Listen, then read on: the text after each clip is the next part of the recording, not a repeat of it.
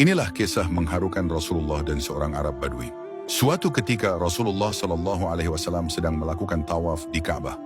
Tiba-tiba beliau melihat seorang Arab Badui yang juga sedang tawaf dan berjalan di hadapan beliau.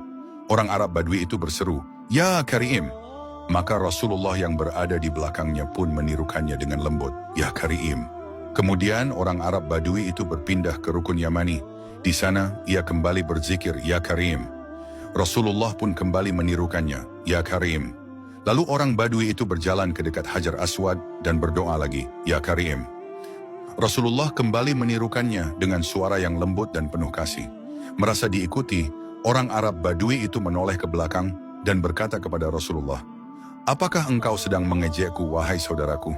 Demi Allah, seandainya bukan karena wajahmu yang bercahaya dan penuh kelembutan, tentu aku sudah mengadukanmu kepada kekasihku, Nabi Muhammad SAW." Rasulullah pun tersenyum dan bersabda, "Tidakkah engkau mengenali nabimu, wahai saudaraku dari kalangan Arab?" Orang Badui itu menjawab, "Demi Allah, aku beriman kepadanya, meskipun aku belum pernah melihatnya sejak aku memasuki kota Makkah ini."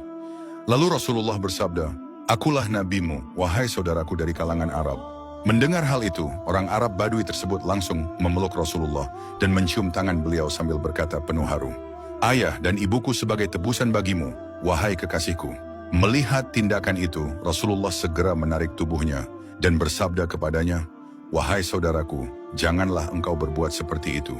Perbuatan semacam itu hanya dilakukan oleh hamba sahaya kepada tuannya. Ketahuilah, Allah mengutusku bukan sebagai orang yang sombong dan menuntut penghormatan, melainkan sebagai pembawa kabar gembira bagi orang-orang yang beriman dan peringatan bagi mereka yang ingkar." Tak lama kemudian, malaikat Jibril turun dan berkata, "Wahai kekasih Allah, Allah mengucapkan salam kepadamu dan berfirman, sampaikanlah kepada orang Arab Badui itu, apakah ia mengira bahwa aku tidak akan menghisapnya saat ia mengucapkan Ya Karim?" Orang Arab Badui itu pun berkata, "Demi Allah, wahai cahaya mataku, cucu dari kakek Hasan dan Husain, jika Tuhanku menghisapku, maka aku pun akan menghisapnya."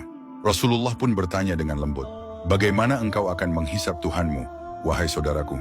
Orang Badui itu menjawab, "Jika Allah menghisapku atas dosa-dosaku, maka aku akan menghisapnya atas ampunannya. Dan jika dia menghitung kesalahan-kesalahanku, maka aku akan menghitung karunia dan kemuliaannya." Kemudian Jibril berkata kepada Rasulullah, "Wahai kekasih Allah, sampaikanlah kepadanya bahwa Allah berfirman, katakan padanya, janganlah ia menghisapku, maka aku pun tidak akan menghisapnya.